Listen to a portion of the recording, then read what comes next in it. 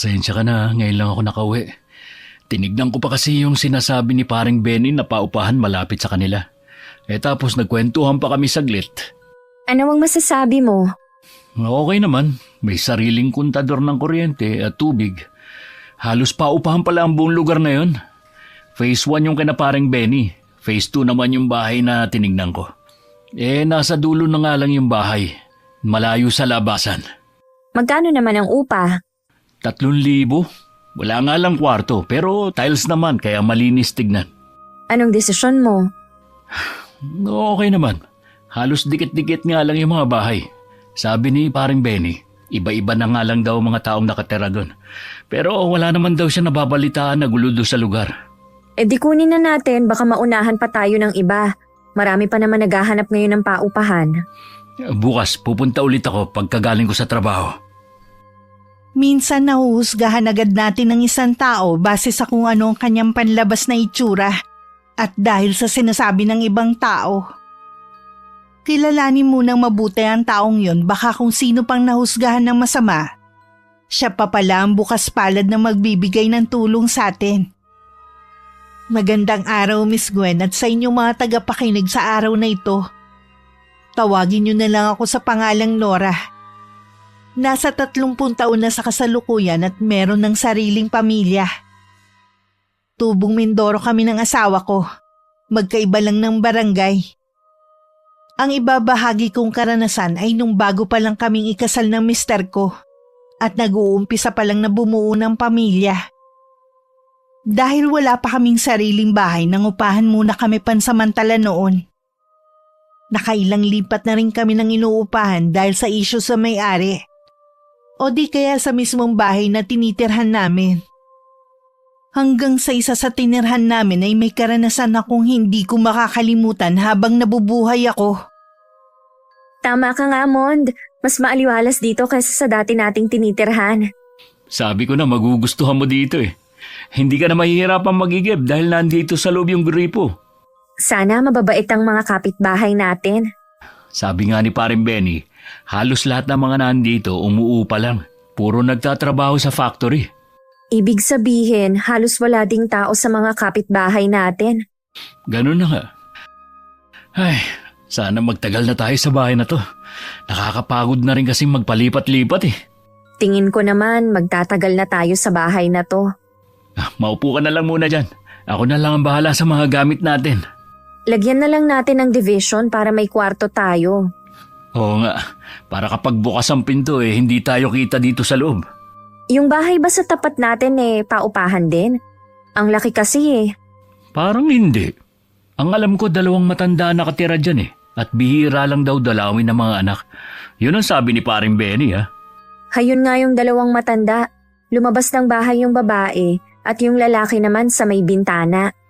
Oo nga, sobrang tanda na pala ng itsura nila. Kapag naayos na natin ang mga gamit, pwede naman tayong lumabas para tignan ang paligid.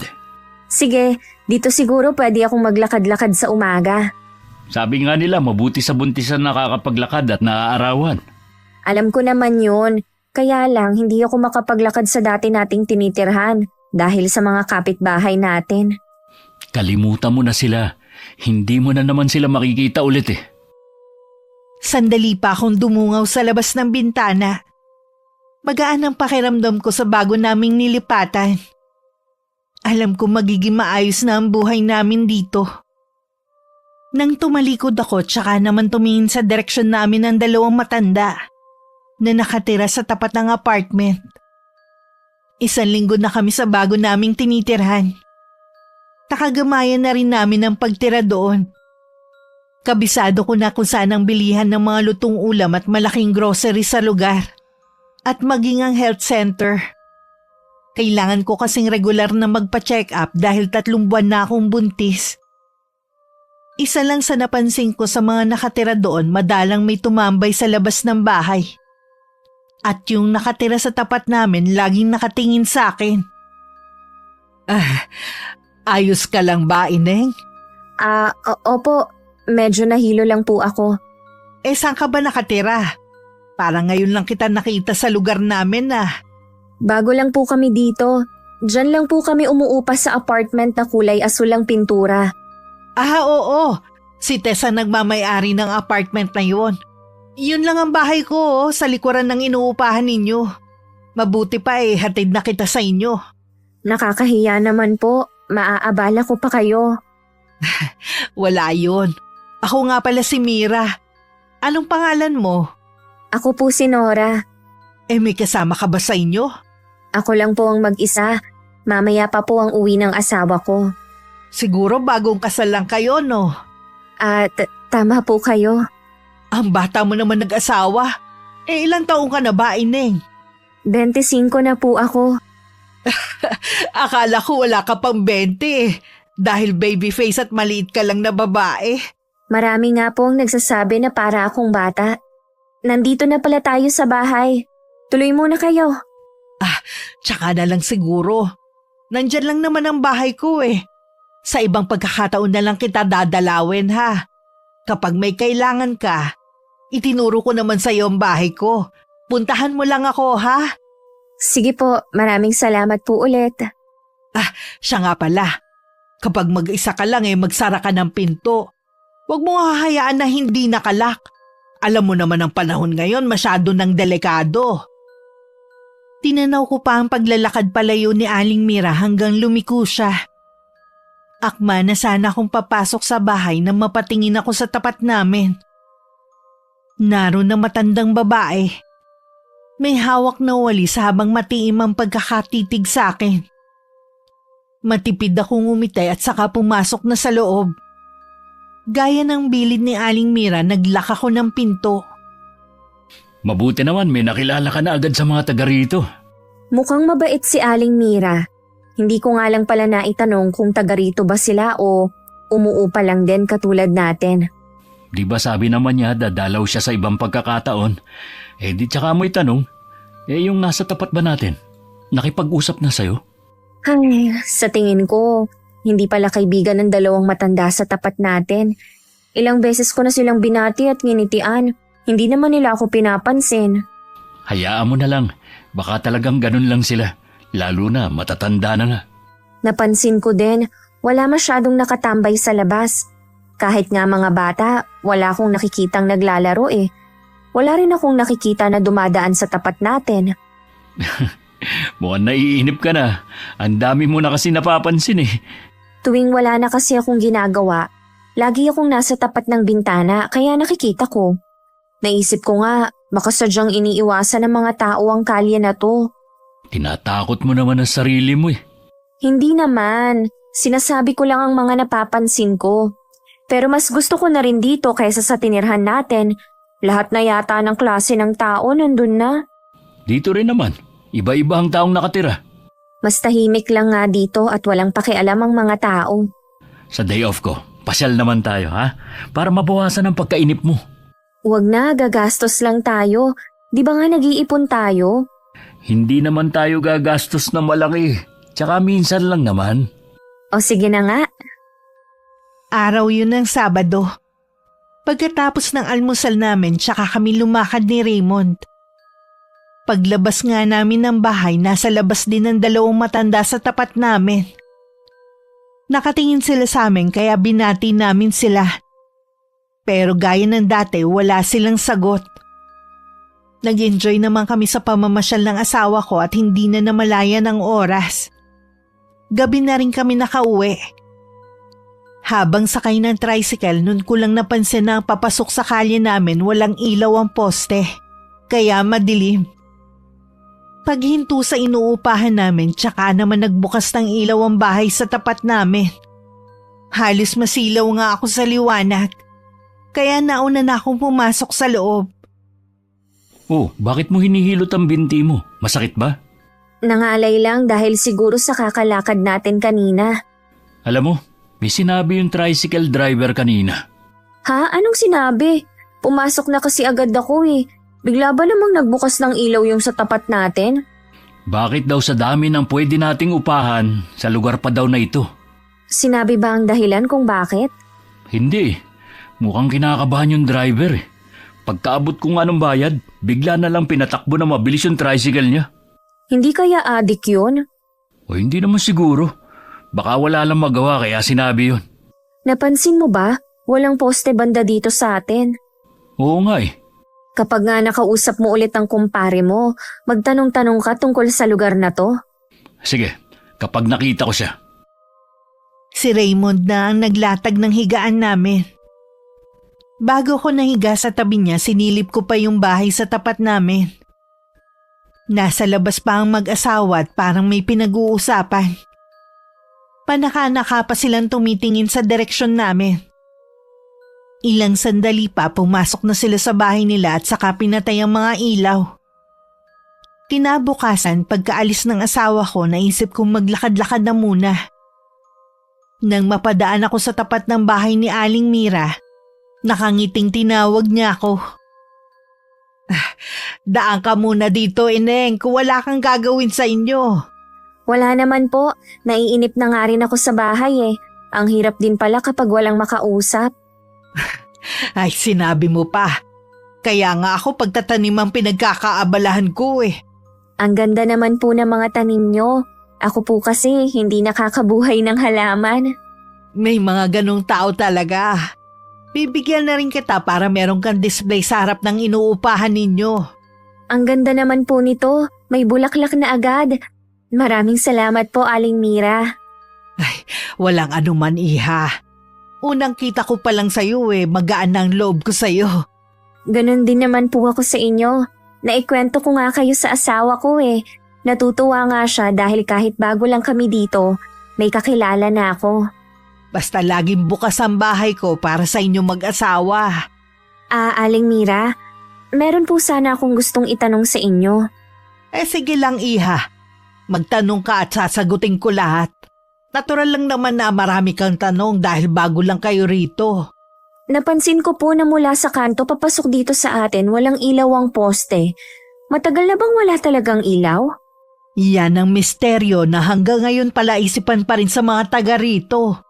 Ano po ang ibig niyong sabihin? Eh lagi naman yung pinalalagyan ng ilaw eh. Kaya lang laging nasisira o kaya napupunde kahit bagong lagay lang. Tumatagal lang ng 1 linggo tapos sira na naman. Nung pina-check up nila sa electrician, wala namang nakitang diferensya. Kaya po ba nasabi niyong misteryo? Oo, dahil hindi nga maipaliwanag kung bakit. Meron nga din pong tricycle driver na nagsabi sa amin na bakit daw dito pa kami tumira. Hindi ko tuloy maiwasan na matakot. Lalo na buntis ako ngayon. Yan nga din ang gusto kong sabihin eh. Marami pang sinabi si Aling Mira tungkol sa lugar. 1 buwan lang ang pinakamatagal na umuupa. Gaya ng araw na ito. Ang 2 pinto sa kanan namin naglilipat na. Sa pagkakaalam ko, araw lang naman ang pagitan namin sa kanila sa paglipat sa apartment na yon. Gusto ko sana magtanong pero nagmamadali na sila. At hindi man lang tumingin sa akin na nasa tapat lang ng pinto. Pagtingin ko sa bahay sa harap, naroon ng 2 matanda. Wala na tuloy tayong mga kapitbahay. Nung nandito pa nga sila, sobrang tahimik na. Lalo na siguro ngayon. May nahanap siguro sila na mas maganda kaysa dito kaya lumipat sila. Ewan ko, Raymond. May palagay ako. Merong kakaiba sa lugar na to. Bakit mo naman nasabi yan? Hindi ka ba nagtataka sa paligid natin? Kahit araw pa, wala kang taong nakikita sa labas o mga batang naglalaro.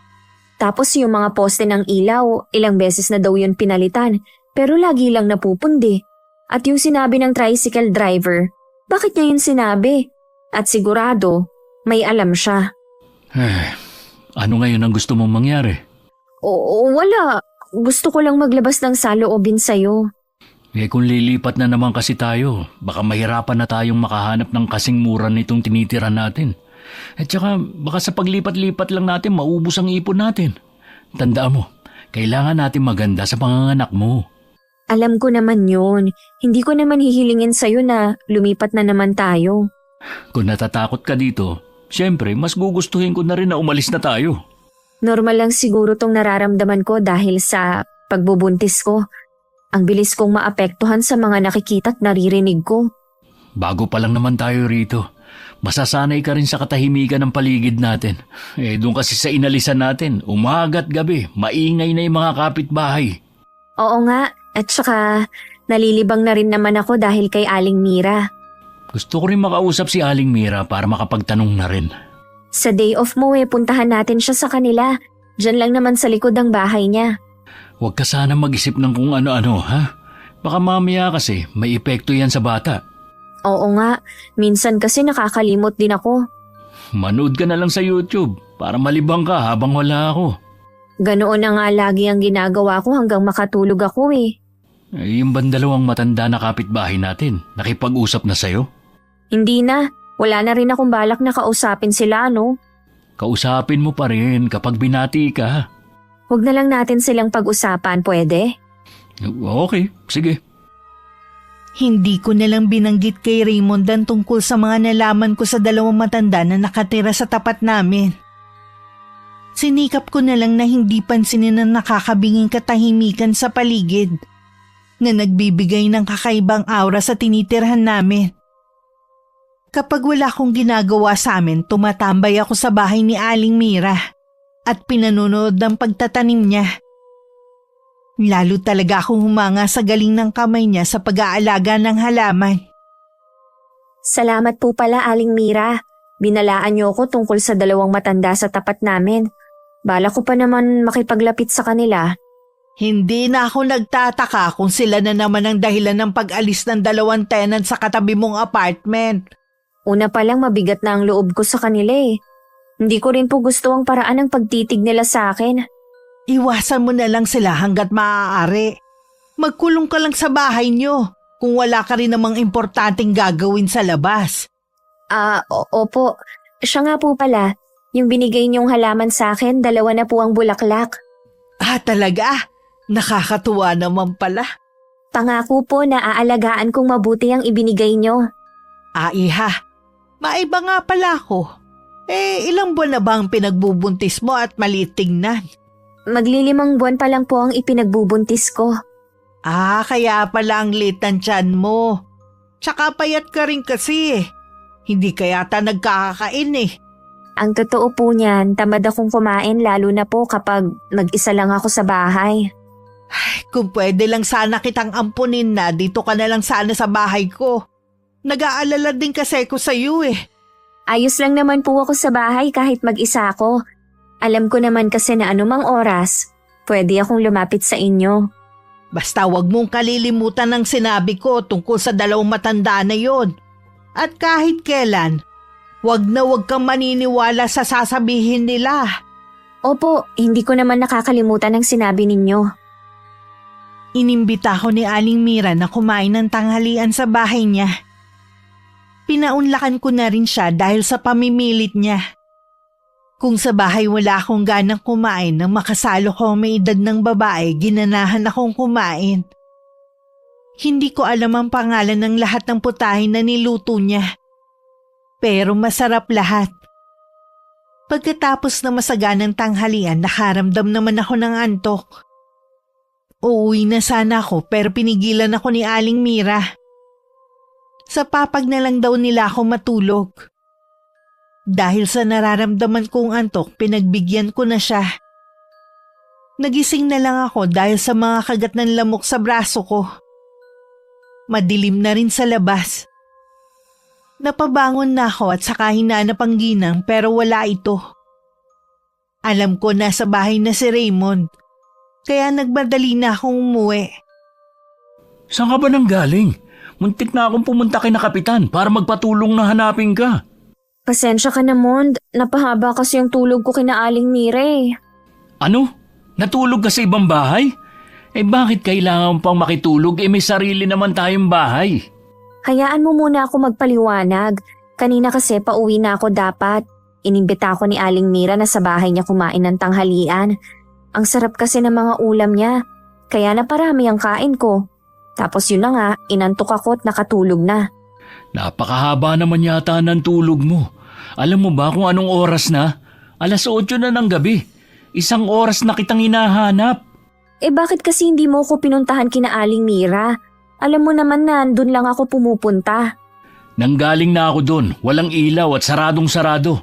Akala ko walang tao eh. Nagising nga ako na madilim at wala si Aling Mira eh. Nagmadali na nga rin ako na umuwi dahil naisip kita.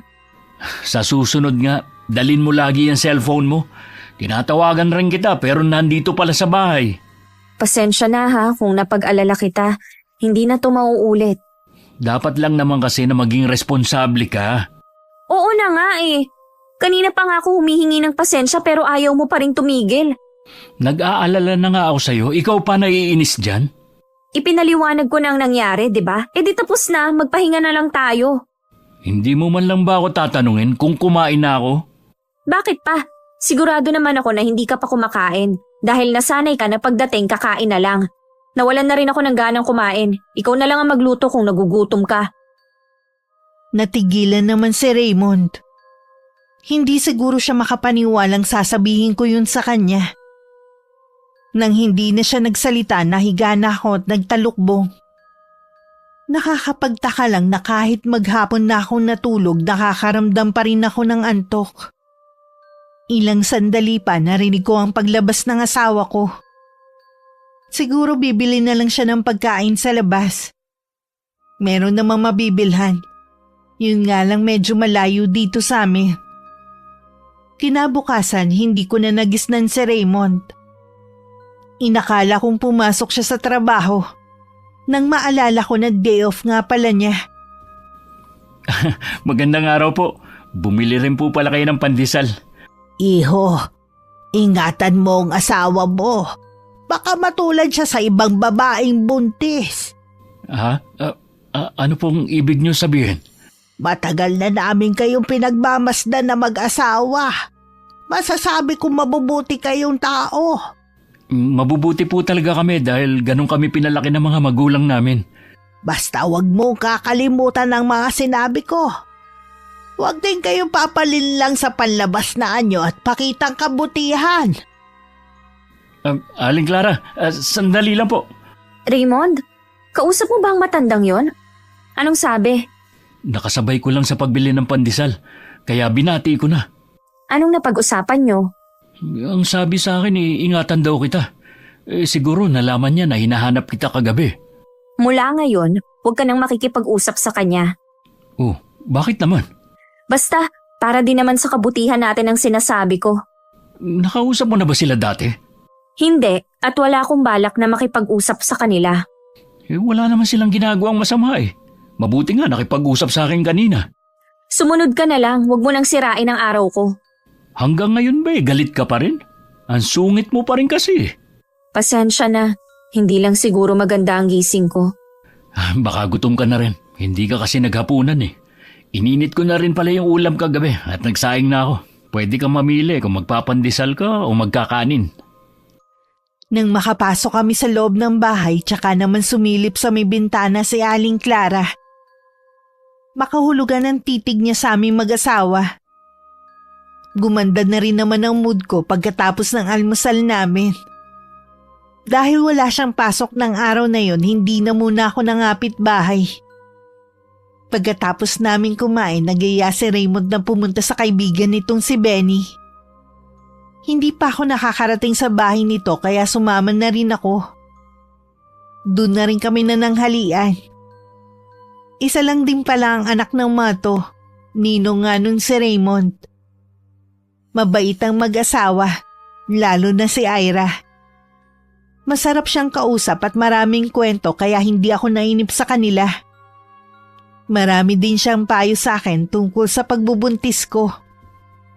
10 taon na ang anak nila. Bakit hindi pa rin nila sundan? Mukhang maganda naman ang buhay nilang mag-asawa. Hirap na si Maring Ira na magbuntis ulit. Bago kaya nabuo ang inaanak ko, 3 beses pa munang nakuna ng kumari ko. Dapat pala 4 na ang anak nila. Ganun na nga. Ikaw ba? Ilan ang gusto mong anak? Gusto ko sana 2 para kung sakaling wala na tayo, masasandalan nila ang isa't isa. Tsaka malungkot kapag mag-isa. Alam ko yon dahil wala naman akong mga kapatid. Para sa magiging anak natin, magsusumikap ako para mabigyan sila ng magandang buhay. Gusto ko sana balang araw magkaroon tayo ng sarili nating bahay. Mahirap kasi yung habang buhay tayong mangupahan. Oo naman, kasama yan sa plano ko. Ano ba yan? Ang liwanag naman sa labas. Pumapasok sa bintana natin eh. Binuksan na naman siguro nung dalawang matanda yung mga ilaw nila. Para namang nananadya eh. Dapat siguro bumili tayo ng mas makapal na kurtina para hindi pumapasok ang liwanag galing sa ilaw nila. Mabuti pa nga. Kapag nagpa-check up ka, dumaan ka na rin sa palengke. Tama nga talaga ang sabi ni Aling Mira. Pero wisyong mag-asawang yon. Kaya siguro hindi na dinadalaw ng mga anak dahil sa ugali. Mainit na naman ang ulo mo eh. Kanina ang saya lang natin. Naglilihi ka pa yata eh. Malaki ang respeto ko sa mga matatanda. Pero sa mag-asawang yon, mauubos yata. Bakit ba bigla ka na lang nairita sa kanila? Ano ba sinabi ni Aling Mira sa kanila? Marami. At lahat hindi magaganda.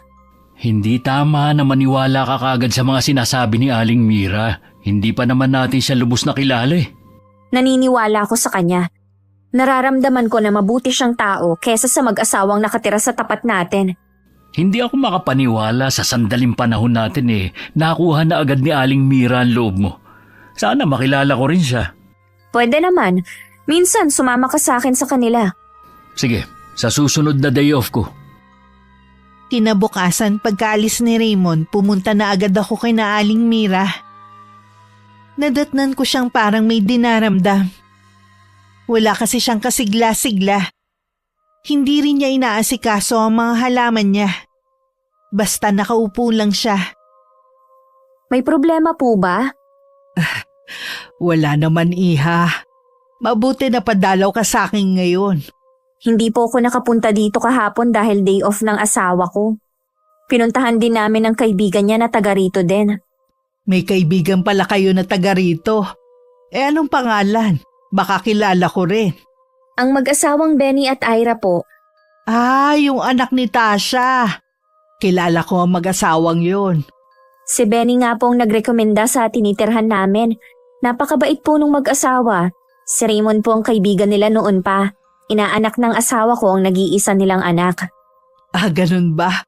Mabait nga ang mag-asawang yun. Baka po nakakaabala na ako sa inyo. Hindi, iha. Natutuwa nga ako na nandito ka eh. Wala nga lang akong ganang kumilos ngayon para maghalaman. Aling Mira, may parating po dito. Ha? Anong ginagawa nila dito? Kilala niyo po ba sila? Oo, kilala ko sila. Ang mabuti pa umuwi ka na muna sa inyo. Haharapin ko lang sila. Sige po, uuwi na po muna ako sa amin. Parang mag-asawa ang bagong dating. Nang mapatapat sa kanila, bahagya ko pa silang tiningnan. Parang galit ang mga yun at namumutla pa ang babae na nakakapit sa lalaki. Nilingon ko pa si Aling Mira, nakita sa mukha ang galit. Hindi ko tuloy maiwasang magtaka. Nasanay kasi akong laging maaliwala sa mukha niya. Pagdating sa bahay, nagkulong na lang ako. Gusto ko sanang maglinis pero tinatamad naman ako. Naisip ko baka dala yun ang pagbubuntis ko. Ilang araw nang ganun ang pakiramdam ko. Kahit pag-aayos ng higaan, kinatamaran ko na rin.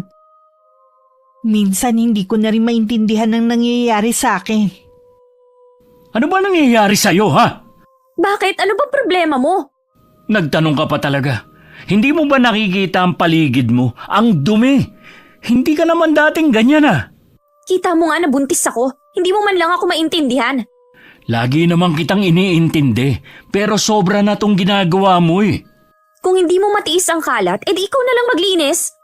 Alam mo naman na may trabaho ako eh. Gusto ko rin magpahinga pag day off ko. Tapos gusto mong ako pang gumawa dito sa bahay? Para ka kasing babae, putak ng putak. Lagi ka nalang galit kapag uuwi. Sino naman kasi hindi magagalit? Tuwing uuwi ako, daratnan kong makalat ang bahay. Nagagawa mo naman maglinis dati. Bakit ngayon hindi na? Tama na nga. Pagod ka na nga pero may gana ka pang magalit. Baka dahil sa'yo malasin ang bahay na to. Pasalamat ka, buntis ka. Dahil kung hindi... Kung hindi, ano? Anong gagawin mo? Sasaktan mo ko, ha? Sige, saktan mo ko! Bahala ka nga! Hoy! Saan ka pupunta? Bumalik ka dito! Napakaduwag mo talaga. Mas gusto mo pang umalis kaysa pag-usapan ng problema natin. Tuwing meron kaming hindi na pagkakasunduan ng asawa ko, si Aling Mira lang ang takbuhan ko. Para ako nagkaroon ng pangalawang ina sa katauhan niya. Pinapakalma naman niya ang kalooban ko at binibigyan ng payo na akala ko para sa kabutihan ko. Pero hindi ko namamalayan na ang mga sinasabi niya nagiging dahilan para mas lalo pa kami mag-away na mag-asawa. Bakit ngayon ka lang umuwi? Nag-overtime ako sa trabaho eh. Hindi mo man lang inisip na buntis ako at walang kasama dito? Kesa na umuwi ako na maaga, tapos darating ako na makalat ang bahay, tapos wala pang pagkain akong dadatnan. Nagdadahilan ka lang yata eh. Baka naman may babae ka na sa trabaho mo. Pwede ba, Nora? Pagod ako at gusto ko na magpahinga. Kita mo na? Umiiwas ka. Hindi ako umiiwas. Palibasa kasi maghapong ka lang rito. Hindi mo ramdam ang pagod ko sa maghapong trabaho. Sinusumbatan mo ba ako ha? Alam mo nagdadalang tao ako. Paano ako makakapagtrabaho ha? Hindi ko naman sinabi na magtrabaho ka. Pero kahit man lang sana dito sa bahay, kumilos ka. Nakakawalang gana naman kasing umuwi dito lalo na pag ganito ang madadatnan mo. Kumuha ka sana ng kasambahay kung gusto mong laging malinis ang bahay na to. Kita mo yung mga sinasabi mo. Magtapat ka na lang kasi na kaya hindi ka umuuwi ng maaga dahil may babae ka sa trabaho mo. Ano bang utak meron ka, ha? Huwag mo ako niloloko, Raymond. Baka iwan kita at hindi mo na makita ang anak natin. Huwag mo akong tinatakot, ha? Akala mo naman kaya mo na sarili mo. Sa gitna ng pagtatalo namin ni Raymond, bigla na naman bumukas ang ilaw sa tapat namin. Hindi pa ako nakakabili ng makapal na kortina. Kaya tumatago sa may bintana namin ang liwanag nun. Talagang nananadya ang mga yun ah. Hayaan mo na lang. Mabuti nga may ilaw sila sa labas eh.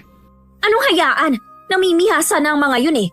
Hindi porke tayong umuupa, lagi na lang tayong makikisama. Baka naingayan sila sa pagtatalo natin kaya nagbukas ng ilaw. Wala akong pakialam kung naiingayan man sila sa pagtatalo natin. Nandito naman tayo sa loob ng bahay natin ah. Uy! Saan ka pupunta? Gabi na, bumalik ka nga rito. Nora! Ano ba ang gagawin mo? Pagsasabihan ko lang sila. Sinabi nang hayaan mo na lang sila eh. Lumabas nga kayo dyan! Naririnig niyo ba ako? Alam kong gising pa kayo! Nora, ano ba? Nakakahiya yung ginagawa mo. Huwag kang makialam. Meron nang nagbubukas ng pinto. Ay, pasensya na po kayo, Aling Clara. Bakit ba ang hilig niyong magbukas ng ilaw? Napakaliwanag oh! Hindi ba kayo nasisilaw? Noon pa naman ginagawa na namin to. Dahil kung napansin mo, wala tayong poste ng ilaw. Ang sabihin niyo, papansin kayo. Masyadong matalas ang dila mo, iha. Mag-iingat ka. Baka yan ang magpahamak sa'yo. Pumasok na tayo sa loob ng bahay, nakakahiya ka na eh. Sila dapat ang mahiya. Nananahimik tayo sa bahay natin. Sila ang perwisyo sa mga kapitbahay. Pasensya na ulit, Aling Clara. Pumasok na po kayo sa bahay niyo. Ako na ang bahala sa asawa ko. Huwag mong hayaan na ikaw ang kontrolin ng asawa mo, iho. Anong sinabi mo? Hayaan mo na. Pumasok na nga si Aling Clara sa bahay nila eh. Nakakabuisit ang matandang yon. Ano ba nangyayari sa'yo, ha? Pati matanda pinapatula mo. Wala ka ng respeto. Hindi pa rin humupa ang galit ko. Lalo pa nga yung tumindi dahil sa kapitbahay namin. Mula rin ng gabing yun, lagi na kami nagtatalo tuwing umuwi siya galing trabaho.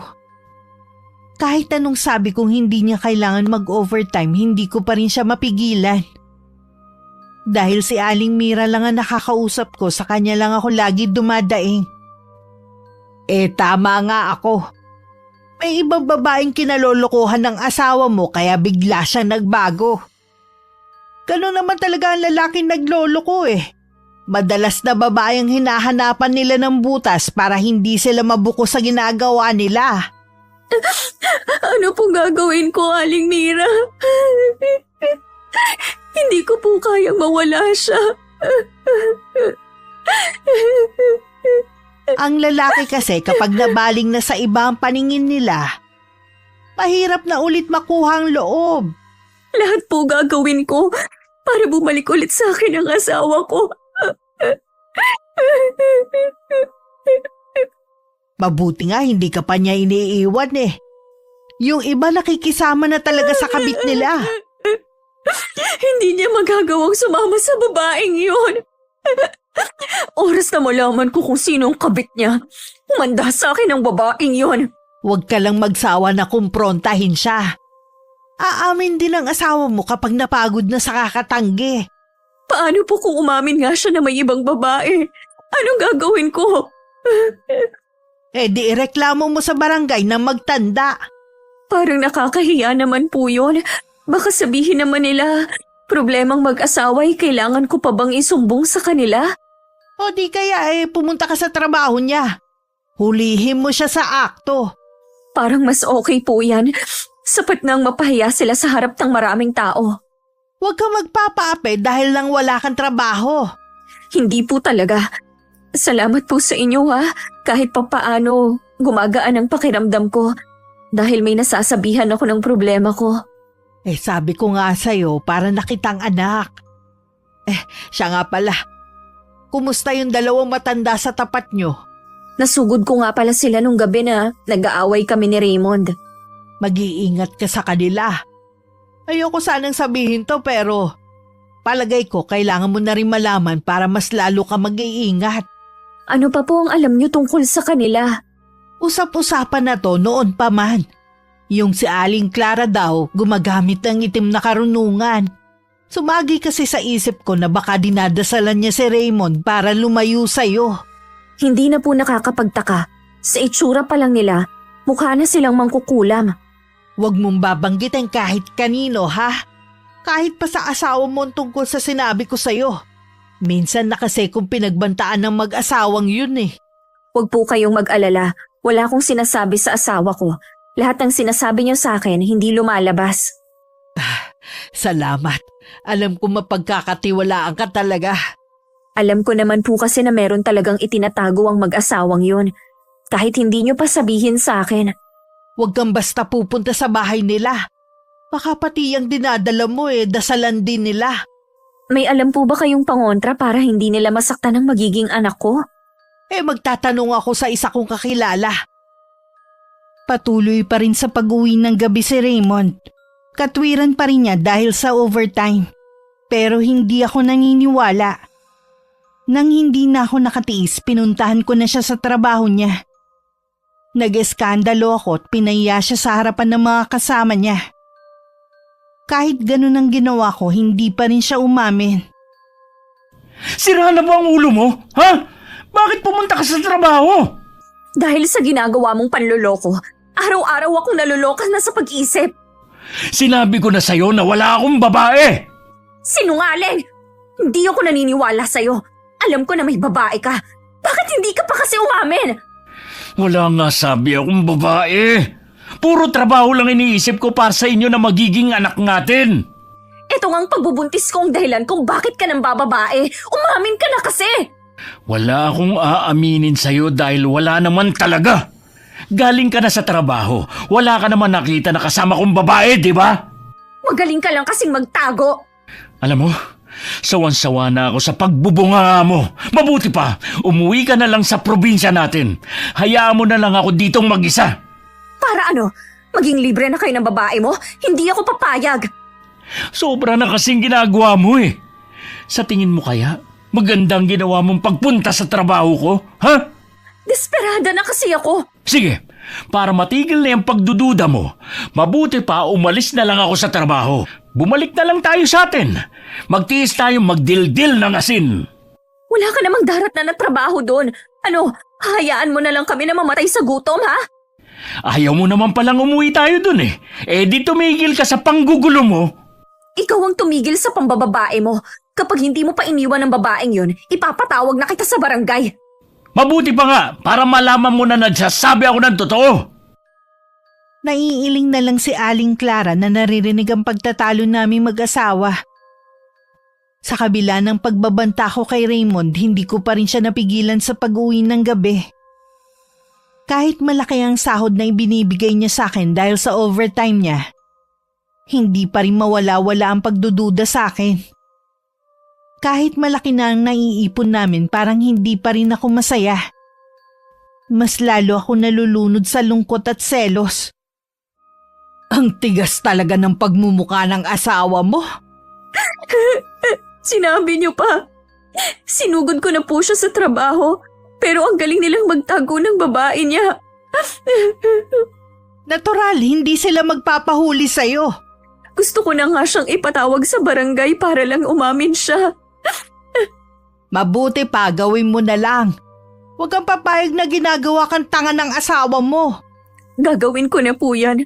Akala niya matatakot niya ako sa mga sinasabi niyang umuwi na lang kami sa probinsya namin. Siya pa talaga ang nanakot Sampulan mo na kasi para malaman niya kung sino ang dapat matakot. Tandaan mo na ikaw ang nasa tama. Aling Mira, pwede niyo ba akong samahan kay Kapitan? Oo naman. Pero ikaw lang dapat ang makipag-usap. Hindi kasi ako pwedeng makialam Opo, ako naman ang makikipag-usap. Nang araw na yun, pumunta ako sa barangay hall para kausapin si Kapitan. Nagkataon namang nandun siya. Sinabi ko ang problema ko sa asawa at sa huli nagdesisyon siyang ipatawag kami pareho. Nang malaman yun ni Raymond, galit na galit siya sa akin. Isang katangahan daw ang ginawa ko. Alam mo bang malaking kaabalahan ang ginawa mo sa akin? Aabsent ako sa trabaho dahil sa ginawa mo. Ayaw mo kasing umamin Eh di sa harapan ni Kapitan tayo mag-usap. Nung una, pilit kitang iniintindi dahil baka lang kasi sa pagbubuntis mo. Pero sa tingin ko, yan na talaga ugali mo. Hindi talaga sa pagbubuntis ko, kundi dahil sa'yo. Hindi mo na ako nirespeto bilang asawa mo. Hindi ka pa nakontento sa akin na gawa mo pa talagang mambabae. Hindi ako sisipot sa barangay. Magsawa ka. Hindi ko bibigyan ng kahihiyan ang sarili ko. Sa gagawin mo, para mo na rin sinabi na totoo ang hinala ko sa'yo. Wala na akong pakialam sa kung ano man ang gusto mong sabihin sa akin. Bahala ka na! Hindi ako titigil hanggat hindi ka humaharap sa barangay. Isipin mo, hindi lang akong mapapahiya, pati ikaw sa gagawin mo. At isa pa, pag-aayusin lang naman nila tayo Bakit kailangan pang paabutin doon? Pwede naman tayong mag-usap dito sa bahay. Mas gusto ko doon para maipamukha ko rin sa'yo na hindi mo ako pwedeng gawing tanga. Siguro kung ano-ano sinasabi sa'yo ni Aling Mira. Hindi ka naman kasi dati ganyan Nagmamalasakit lang siya sa akin. Maswerte nga tayo sa pagkakaroon ng mabait na kapitbahay na tulad niya. Mabait ba yun sa'yo? Sinisira niya ang pagsasama natin sa mga sinasabi niya sa'yo? Wala siyang ginagawang masama. Kailangan ko siyang kausapin. Para ano? Aawayin mo yung tao na nag-iisang kakampi ko? Tatanungin ko lang siya kung anong motibo niya. Wala siyang masamang intensyon. Gusto lang niyang tumulong. Kung totoo yan, hindi niya gugustuhin na maghiwalay tayo. Sa ayaw at sa gusto mo, kakausapin ko siya. Pinuntahan nga ni Raymond si Aling Mira pero sarado ang bahay nito. Wala naman siya mapagtanungan ng mga kapitbahay dahil sarado ang mga bahay nila. Maliban sa may kalayuan na rin sa tinitirhan nito. Hindi rin sumipot si Raymond nang ipatawag siya. Sa pangatlong pagpapatawag, napilitan na lang siyang pumunta. Dahil sa trabaho din na lang imbitasyon galing kay Kapitan. Pagdating nga doon, itinanggi niya ang mga paratang ko at mahinahon siya nagpaliwanag. Pinagkasundo lang kaming dalawa. Pero mula noon, naging malamig na ang pakikitungo sa akin ng asawa ko. Madalang na lang niya akong kausapin. Aling Clara, ginulat niyo naman ako sa pagsulpot niyo rito sa bahay ko. Masarap ba sa pakiramdam na nakakasira ka ng pagsasama ng mag-asawa, ha? Hindi ko kayo maintindihan. Huwag ka lang tumanggi pa. Dahil sa panunulsol mo kay Nora, nagkakagulo sila mag-asawa ngayon. Naglalabas lang naman ng saloobin si Nora sa akin Nakikinig lang naman ako sa kanya. Kung wala kang masamang motibo, sana tama ang pinayo mo kay Nora. Puro kabutihan niya po ang sinasabi ko sa kanya. Hindi ko na problema kung ayaw niya makinig sa akin. Tigilan mo na ang ginagawa mo. Baka pagsisihan mo yan balang araw. Hindi nyo na ako matatakot pa. Matanda na kayo at mahina. Yan ang akala mo. Huwag mo sabihin hindi kita binalaan. Dahil sa ginagawa sa aking pambabaliwala ni Raymond na baling sa online sugal ang atensyon ko. Si Aling Mira din ang nag-udyok sa akin na magsugal para makalimutan ko ang ginagawa sa akin ng asawa ko. Ang ginamit ko doon yung ipon namin para sana sa panganganak ko. Nagbabaka sakali din kasi ko na baka madoble o matriple yun. Gusto ko kasing lumaki ang ipon namin para pwede na kaming bumalik sa probinsya at magnegosyo na lang.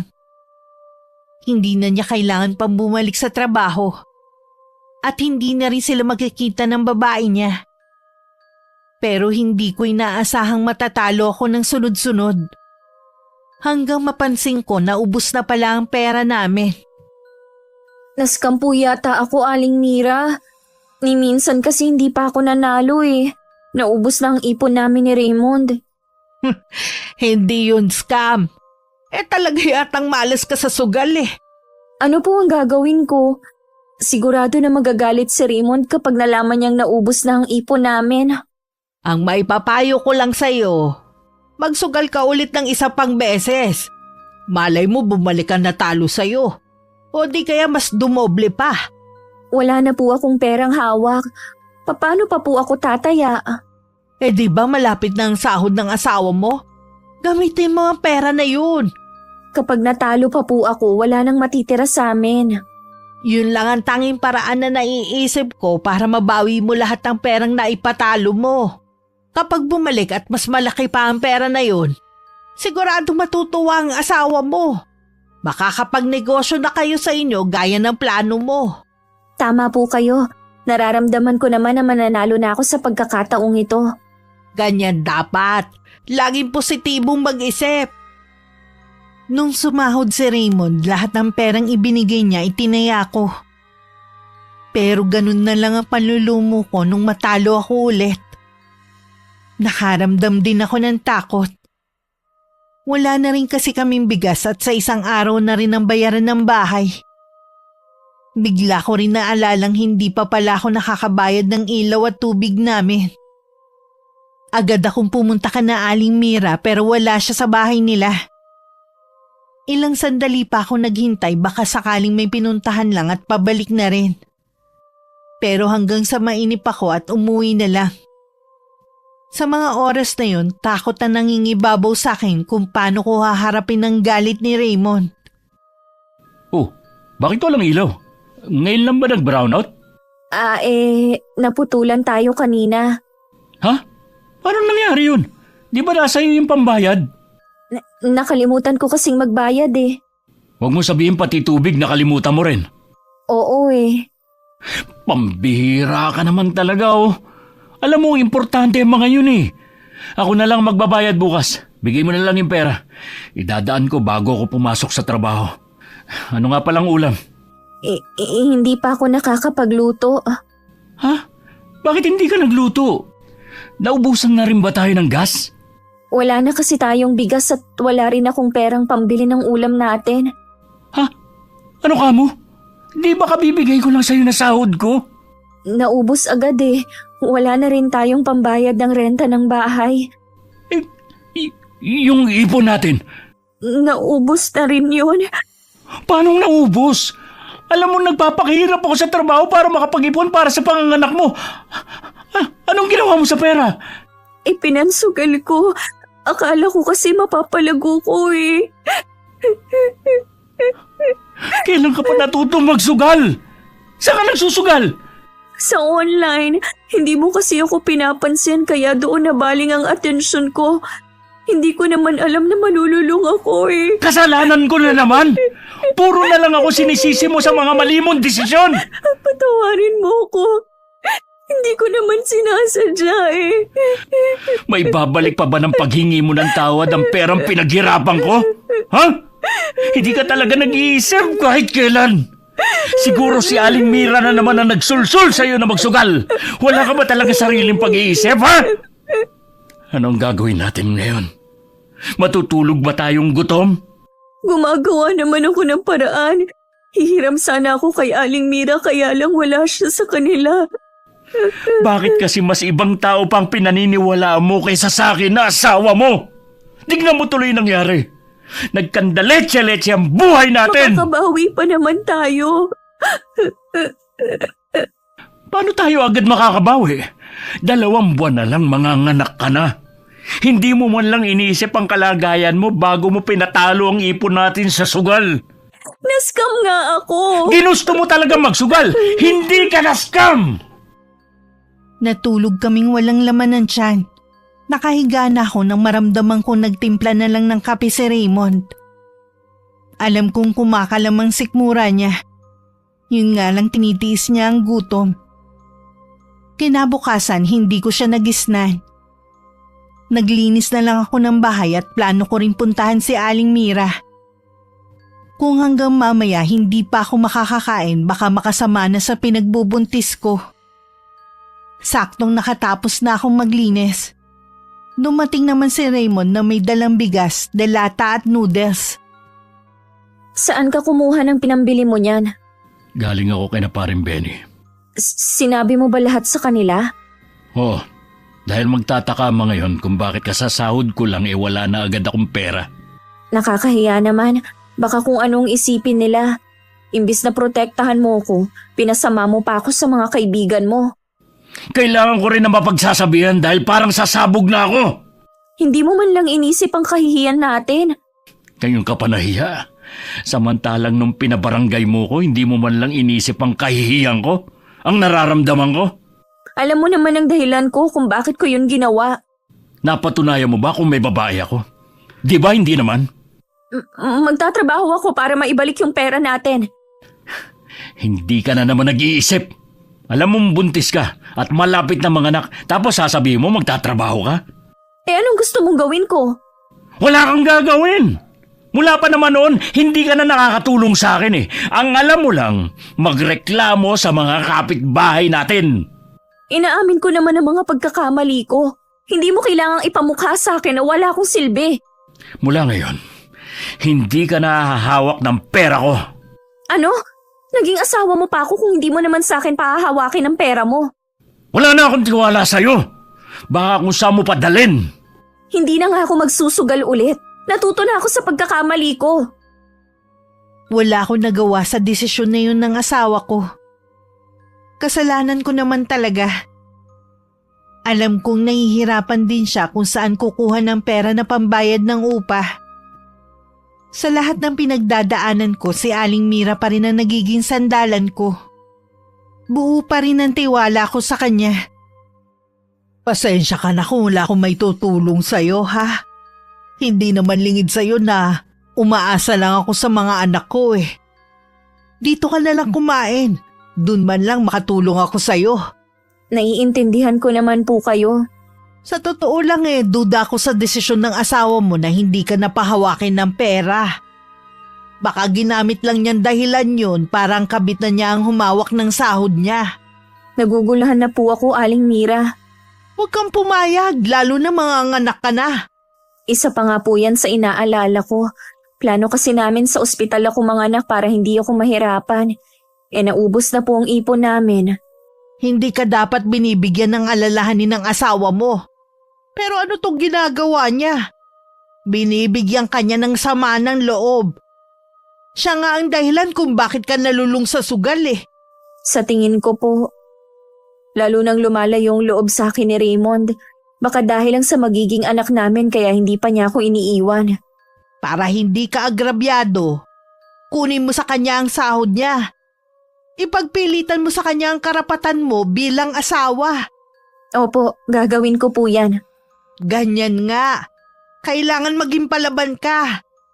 Huwag kang papayag na maging sunod-sunuran lang sa kanya. Hindi ko rin po maiwasan na sisihin ang sarili ko sa nangyayari. Wala kang kasalanan. Yan ang itanim mo sa isip mo. Walang dapat sisihin kundi si Raymond. Dahil sa mga panunulsol sa akin ni Aling Mira, lalong lumakas ang loob ko para ipilit ang karapatan ko. Kaya nang sumapit ang araw ng sahod ni Raymond, Sinabi ko sa kanya na kailangan ko pa rin hawakan ng sahod niya. Pero hindi siya pumayag. Nagkaroon ulit kami ng matinding pagtatalo. Bakit pinipilit mo na ikaw ang humawak na sahod ko? Para ano? Itaya mo na naman sa online sugal na yan? Karapatan ko bilang asawa mo na hawakan ng sahod mo.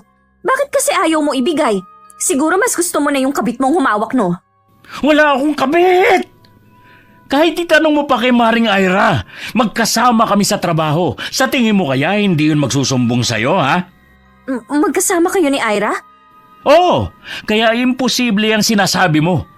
Alam mo ba, kilala nila si Aling Mira. Sulsulera daw talaga ang matandang yun. Marami ng sinirang relasyon dahil siguro sa inggit. Hindi yan totoo. Mabait si Aling Mira. Matagal ko ng mga kaibigan sina Ira at Benny.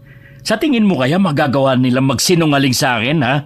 Ikaw kasi, utu-utu ka. Pinakitaan ka lang ng kabaitan, naniwala ka naman agad. Hindi naman yan pinag-uusapan natin eh, kundi ang sahod mo na gusto kong ako ang hahawak.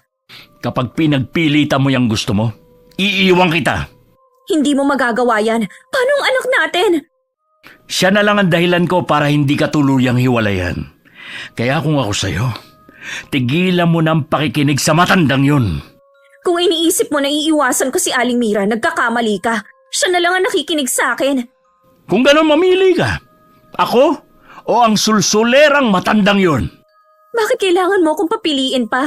Alam mong naiinip ako dito sa bahay at siya lang ang tangi ko nakakausap. Mula nang makilala mo siya, ang laki na ng pinagbago mo. Kaya kailangan mong mamili. Nang hindi ako nakapagsalita, lumabas siya ng bahay. Baka pupunta siya sa kumpare niya para magpalipas ng oras. Naisip kong hindi na yata kami magkakaayos pa. Imbes na kasi magkabati kami, lalong lumalala ang alitan namin. Dahil hapon na rin naman at hindi na mainit, naglakad-lakad na lang muna ako sa tapat ng bahay namin. Napansin ko kasing namamanas na ako. Kung gusto mo magkaayos kayong mag-asawa, huwag ka makikinig sa sinasabi ng ibang tao. Nakakagulat naman po kayo. Basta-basta na lang kayong sumusulpot. Pasensya ka na kung nagulat kita. Bakit po ba kayo nakikialam sa problema naming mag-asawa? Nung hinayaan mo makapasok sa buhay niyo si Mira, hindi na naging problemang mag-asawa ang kinakaharap niyo ngayon. Nagbibigay lang po si Aling Mira ng payo sa akin. Kung totoo yan bakit lalo kayo nag-aaway ng asawa mo? Si Raymond po kasi ang problema. Ang dami niyang ginagawa na hindi ko gusto. Mabuting asawa si Raymond. Maswerte ka dahil bihira na ang ganun lalaki sa panahon ngayon. Kilala ko si Mira. Wala siyang hinangad kundi kasamaan sa kapwa niya. Huwag kang palinlang. Pasensya na po. Bigla kasing sumakit ang tiyan ko. Papasok na ako sa loob ng bahay. Sandali lang. Kung ako sa iyo pumunta ka na sa ospital. Hindi maganda ang lagay ng dinadala mong sanggol. Hindi ako nakinig kay Aling Clara. Nahiga na lang ako baka sakaling mawala rin ng sakit. Pero nung tanghali na lalong tumitindi ang kirot. Kaya ko pa namang maglakad kaya pinuntahan ko si Aling Mira para magpasama sa ospital. Nakikita naman niyang nahihirapan na ako pero nagdahilan siya na may importanteng gagawin. Pagkatapos pumasok na siya sa loob ng bahay niya. Hindi ako makapaniwalang basta na lang niya ako iiwan. Wala akong nagawa kundi umuwi na lang. Malapit na ako sa bahay nang maramdaman kong dumidilim na ang paningin ko. Buti na lang may mga kamay na umalalay sa akin. Butil-butil na rin kasi ang pawis ko noon. Akala ko iuwi niya ako sa bahay. Nagulat na lang ako na pinasakay ako sa tricycle at inihatid sa ospital. Salamat sa Diyos, gising ka na. Si Aling Clara, siya na ang nagdala sa akin dito. Umuwi na siya kanina nang masigurong maayos na ang lagay mo. Raymond, ang anak natin. Nasa loob pa lang siya ng sinapupunan mo. Wala na siyang buhay. Patawarin mo ko. Hindi ko naingatan ang baby natin. Kasalanan ko lahat.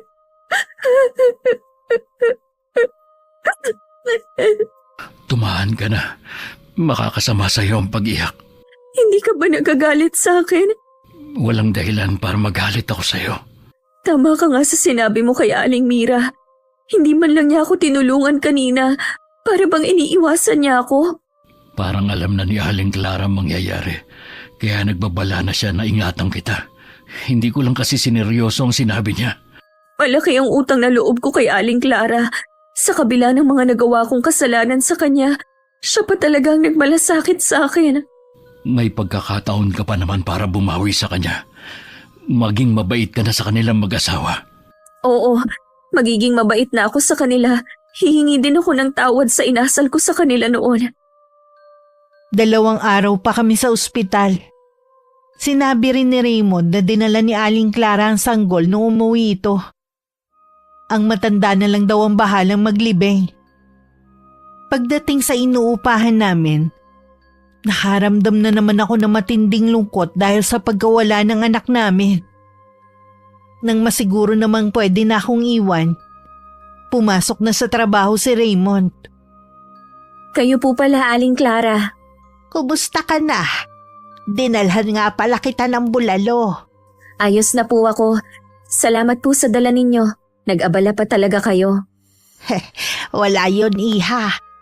Mainam yan para makahigop ka ng sabaw. Salamat din po pala sa pagdadala ninyo sa akin sa ospital. Hindi ko po sukat akalain na kayo pa ang tutulong sa akin. Papunta ka pa lang kay Mira, sinundan na kita. Alam ko naman kasing hindi ka niya tutulungan eh. Oo nga po. Hindi nga po ako makapaniwala. Kahit nakikita na niyang nahihirapan na ako, pinagsarhan pa rin niya ako ng pinto. Ingatan mo ang sarili mo, ha? Mas matindi pa sa panganganak ang nangyari sa'yo. Baka mabinat ka. Opo, tatandaan ko po ang sinabi ninyo. Huwag ka na ulit papalin lang kay Mira. Kahit magtanong ka sa mga taga rito, siya talagang iniiwasan ng mga taga rito. At hindi kami mag-asawa. Alam ko marami siyang paninirang sinabi tungkol sa amin. Pasensya na po kayo kung nahusgahan ko na agad kayo. Ang sakit pa ng mga sinabi ko.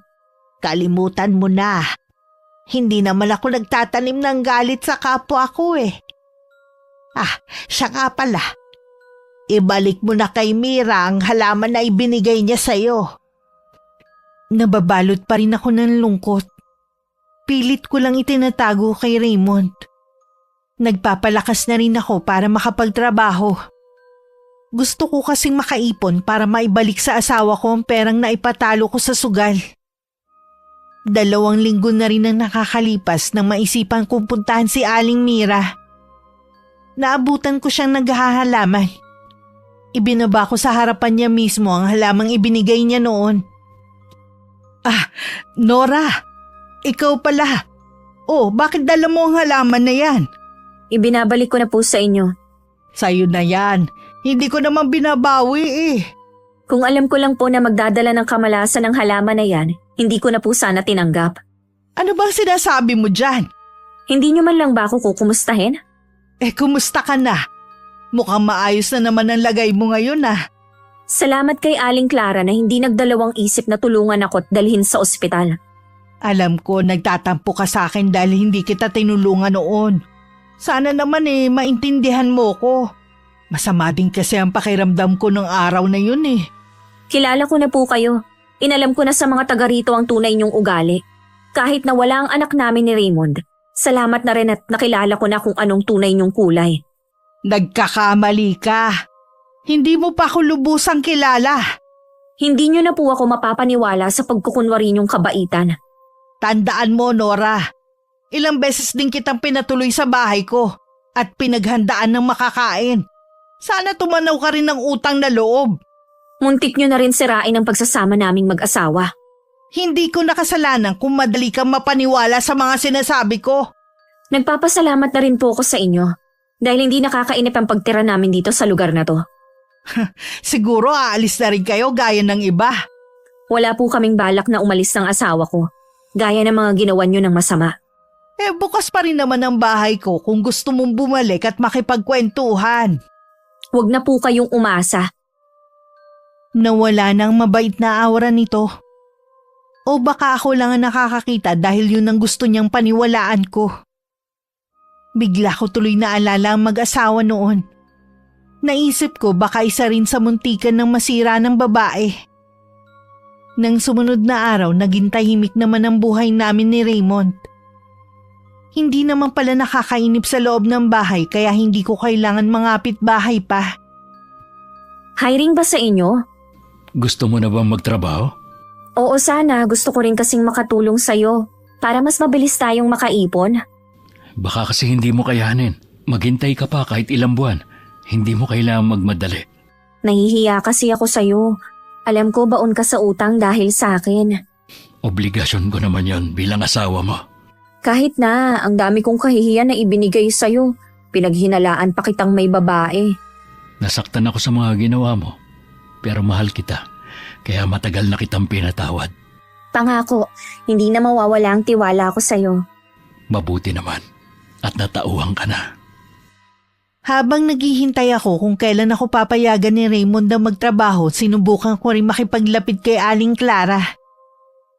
Mas lalo ko napatunayan na hindi totoo ang mga paninira ni Aling Mira sa mag-asawa. Nakapasok din ako sa bahay nila. Simple lang ang ayos at kumpleto sa gamit. Napag-alaman ko rin na nasa malayo ang mga anak nila. Madalas sa Pasko lang sila dinadalaw. Namimiss ko nga rin sila eh. At ang mga apo namin. Bakit hindi po sila dito tumira? Ang gusto kasi nila iwanan namin ang bahay na to. At sa isa naming anak na nag-aalok na doon na kami tumira. Yun naman po pala, mas masarap pa rin po kapag sama-sama ang isang pamilya. Ang totoo niyan, pumayag na kami ni Pancho. Kaya lang nag-aalangan akong umalis. Bakit naman po? Kapag umalis kami, wala nang poprotekta sa inyo. Ano pong ibig niyong sabihin? Nasisiguro kong gaganti sa inyo si Mira. Kilala ko siya. Maitim ang budhi ng taong yun. Ni katiting yata nakabutihan, wala ang babaeng yun eh. Kaya po ba nakakaalis sa mga tenant dito dahil sa inyo? Pinoprotektahan niyo din sila. Oo, iha. Pagkatapos nila mailigtas sa kapahabakan, mas pinipili na lang nila lumayo dahil sa payo ko. Dapat po siguro umalis na lang din kami ni Raymond sa lugar na to. Hindi ka basta makakalayo, iha. Nararamdaman ko may dasal na siya sa'yo nung pang nagbubuntis ka. May alam po ba si Aling Mira sa itim na karunungan? Oo, iha. Namana niya yun sa kanyang namayapang ina na ako naman na nagturo. Kilala niyo po pala ang nanay niya? Itinuring kong parang nakababatang kapatid ang kanyang ina. Hindi ko lang inaasahan na sa masamang paraan niya gagamitin ang kaalaman na ipinagkaloob ko sa kanya. At gayon din si Mira. Hindi na po kaya magbabago si Aling Mira? Hindi na, iha. Kailangan ko na siyang harapin. Kahit sa kanya lang maubos ang lakas ko. Ano po ba ang pwede kong maitulong sa inyo? Ipagdasal mo na sana matapos na ang kasamaan ni Mira. Hindi ko maiwasan makaramdam ng lungkot at pag-aalala para kay Aling Clara. Hindi na bago sa amin ni Raymond ang tungkol sa mga taong may kaalaman sa karunungang itim. Ang ilan nga sa kanila ginagamit talaga para manira at pumatay ng tao. Kapalit ng pera. May ilan na mas piniling manatiling lihim ang kaalaman para hindi sila katakutan ng mga tao. Hindi ko akalaing mararanasan ko dito sa lugar na to ang ganitong kababalaghan. Na para sa ilan mahirap paniwalaan. Sinabi ko naman kay Raymond ang bumabagabag sa akin. Ang desisyon na naiisip niya, lisanin namin ang lugar na yun. Hindi pa daw ako pwedeng umalis, sabi ni Aling Clara. Nararamdaman daw niya na may orasyon sa akin si Aling Mira. Napakasama niya. Wala ka namang masamang ginawa sa kanya para gantihan Sadya talagang may mga taong maiitim ang budhi. Hindi mahalaga sa kanila kung may nagawa mang masama sa kanila ang isang tao. Masaya sila kapag nakakasakit ng kapwa nila. Huwag ka matakot. Hindi kita pababayaan. Alam ko naman yun. May kasalanan din ako sa nangyayari sa akin. Masyado ako nagtiwala at hindi ako nakinig sa'yo. Dito ka lang muna. May bibilin lang ako sa labas. Lingid sa akin pinuntahan ng asawa ko si Aling Mira para kumprontahin. Naabutan naman niya itong may kaaway na 2 babae. Sa tingin niya mag-ina ang mga yun. Pinagbibintangan nila ang matandang babae na kinulang mga asawa ng babae. Matinding batuhan din ng mga salita ang maririnig sa 2 panig. Hinintay muna ni Raymond na makaalis sa mag-ina. Pero meron pa rin naman ng mga nakikiusyoso. Pero wala na siyang pakialam sa kanila. Anong kailangan mo? Marami na po pala kayong atraso sa ibang tao. Gusto mo bang mapabilang sa kanila, ha? Kaya nga po ako nandito para pakiusapan kayo na tigilan nyo na si Nora. Nawala na kami ng anak at sobra na ang pagdurusa niya. Tama lang sa kanya na mawalan ng anak. Dahil hindi naman siya magiging mabuting ina. Ano sinabi nyo? Narinig mo ang sinabi ko? Hindi nga siya naging mabuting asawa sa iyo eh. Pero mo, hindi kanya nagawang pagkatiwalaan. Tapos na yon. Nagsisimula na kami ni Nora ng panibagong buhay. Hindi ko hahayaan na maging masaya kayong 2. Habang ako malungkot na nag-iisa. Hindi namin kasalanan kung nag-iisa lang kayo sa buhay at malungkot. Tanungin nyo muna ang sarili nyo kung bakit nga ba kayo nag-iisa ngayon sa buhay. May mga tao kasing hindi makontento sa kung ano lang ang kaya kong ibigay. Ang sabihin nyo, sa sobrang sama nyo kaya walang makatagal sa inyo. Sige, pareho kayo ng asawa mo magdurusa sa gagawin ko. Kabado man, hindi na lang pinansin ni Raymond ang pagbabanta ng matandang babae. Nang makauwi, balisa na siya at parang malalim lagi ang iniisip. Nang mga sumunod na araw, madalas kong makita si Aling Mira na umaali-aligid sa bahay namin. Kapag nakita niya ako nakasilip sa may bintana, bibigyan niya ako ng nakakatakot na titig. Ang takot na nararamdaman ko ay unti-unting napapalitan ng galit. Bumabalik kasi sa akin ang ginawa niyang panlilinlang at ang pagkawala ng anak namin ng asawa ko. May bigla rin ako naisip na magandang gante para dito. Tinaon kong nasa trabaho si Raymond bago ko pinuntahan si Aling Clara sa kanila. Alam kong masama ang gusto kong mangyari. Pero sa tingin ko yun lang ang solusyon. Tama bang narinig ko? Gusto mong ipakulam si Vera? Tama po. Nitong nakaraang araw ko lang din po naisip na baka meron siyang inilalagay sa pagkain dahilan para makunan ako noon. Regular naman po kasi ako nagpapa-check up. Wala naman silang nakikitang diferensya sa sanggol sa sinapupunan ko. Posible rin ang sinasabi mo. Sa anak mo tumalabang sumpa na para dapat sa iyo. Gusto ko pong iganti ang nangyari sa anak ko. Kayo lang pong makakatulong sa akin. Nakikiusap po ako para nyo ng awa o... O sige, pagbibigyan kita. Tandaan mo lang. Ang anumang masamang hangarin sa kapwa, may balik to sa iyo. Hindi man ngayon, pero sa mga susunod na panahon. Alam kong nakakatakot ang sinasabi ni Aling Clara sa pwedeng mangyari sa akin. Pero nabubulag ako sa galit at pagluluksa dahil sa pagkawala ng anak namin ni Raymond. Bago ko umuwi, nangako si Aling Clara na gagawin na nito ang matagal na dapat niyang ginawa. Nung gabing yun, binuksan na naman ni Aling Clara ang lahat ng ilaw nila sa labas ng kanilang bahay. Kung dati naiinis ako, ngayon hindi na. Tumatambay pa nga ako sa labas para tingnan lang ang mga ilaw. Mabuti nagbukas sila ulit ng ilaw. Ang dilim naman talaga sa parting to eh. Oo nga, tsaka baka sa susunod na mga araw hindi na magbubukas ng ilaw ang mag-asawa. Ibinebenta na kasi ang bahay na yan at sa anak na nila sila titira. Malulungkot ako kapag umalis na sila. Sa edad din kasi nilang yon. Tama lang nakasama na nila mga anak nila. Lalo na si Ma'am Pancho na mahigit 80 na. Konting panahon na lang ang natitira sa kanila. Bakit kasi ngayon lang tayo naging malapit sa kanila? Sana noon pa. Siguro ayaw din nila maging malapit sa atin. Kaya parang hindi nila tayo pinapansin noon. Alam kasi nila na aalis na rin sila sa bahay na yan. Mas naiintindihan ko na sila ngayon. Siya nga pala. Nakausap ko kanina si Ira. Baka daw gusto mong magtrabaho sa garment. Mas madali daw ang trabaho dun. Oo ba, kapag nandito kasi ako sa bahay, lalo lang akong nag-iisip. Malapit lang yun sa pinapasukan ko. Pwede kitang ihatid muna bago tumuloy sa trabaho. Pakisabi kay Ira, salamat kamo ah. Personal mo na lang siyang pasalamatan kapag nagkita kayo. Nag-aalala din kasi siya sa'yo eh. Baka daw matulad ka sa kanya noon. Ano bang nangyari sa kanya? Nung ilang beses kasi siyang nakunan, nagkaroon siya ng depression dahil lagi lang siyang nasa bahay.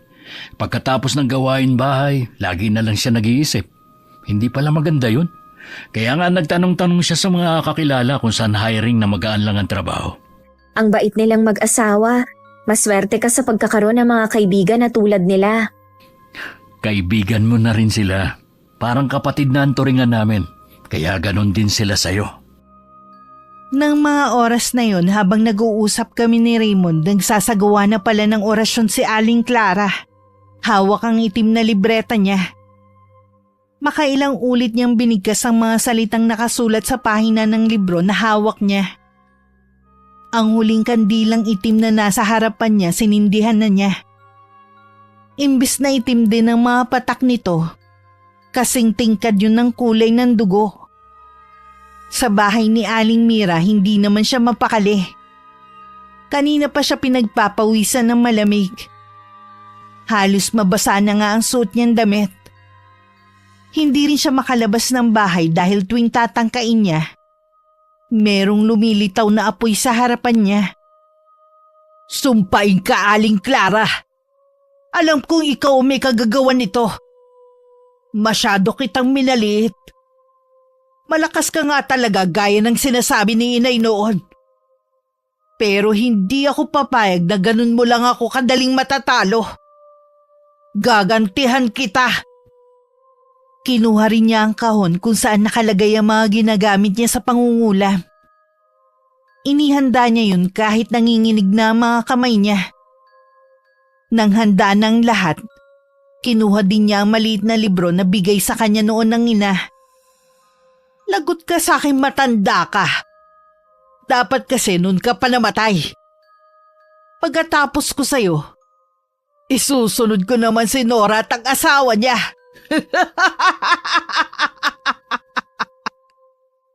Bago ko magsimula sa bago kong trabaho, pinuntahan ko muna si Aling Clara sa kanila. Pagpasok ko nakita ko na nakahanda na ang mga gamit nila. Nakaramdam naman ako ng lungkot. Dahil alam ko anumang oras aalis na silang mag-asawa. Aalis na po ba kayo? Bukas susunduin na kami ng anak kong lalaki. Sa bahay niya kami tutuloy. Bukas na rin po magsisimula ang trabaho ko. Hindi na pala tayo magkikita. Anumang oras pwede kayong pumunta sa bahay na lilipatan namin. Ibibigay ko sa iyo ang address mamaya. Mag-iingat po kayo lagi ni Mang Pancho.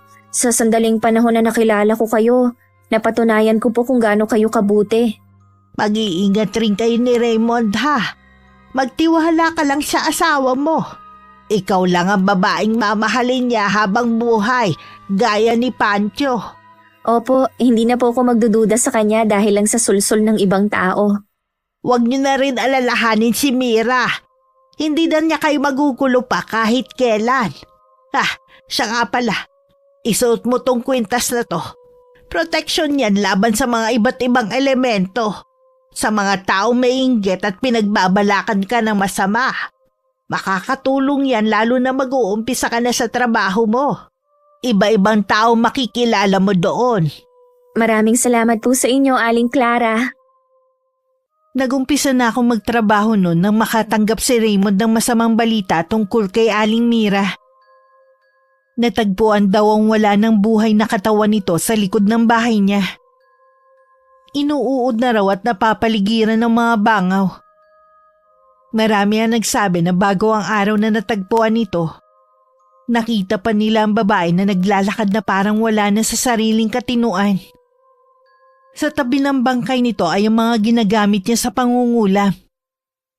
Dahil tingin ng mga tao kampon siya ng dyablo, hindi pinayagan ng mga kaanak nito na maipasok ang labi nito sa loob ng simbahan.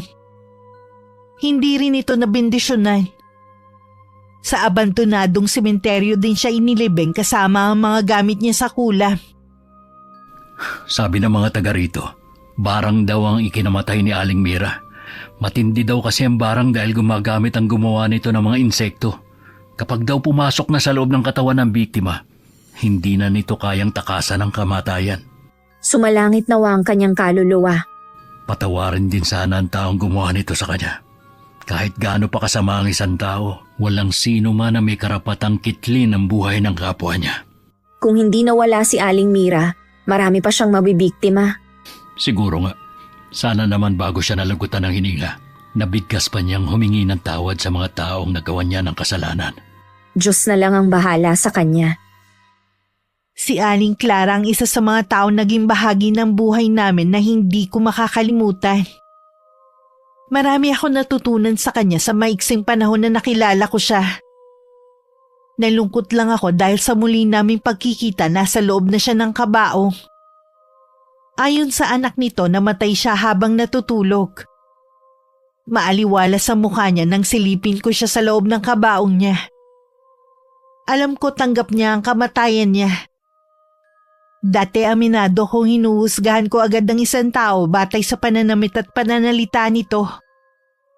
Dahil kay Aling Clara mas naging malawak ang kaisipan ko na hindi lahat ng masungit at nakakatakot ang itsura sila na ang masama. Hindi rin lahat ng palangiti at palakaibigan sila na ang mababait. Madalas sila pa ang may tinatagong lihim na minsan magdadala pa sa atin sa kapahamakan. Maraming salamat Miss Gwen sa pagbasa ng aking kwento. Sana kapulutan ito ng aral ng inyong mga tagapakinig.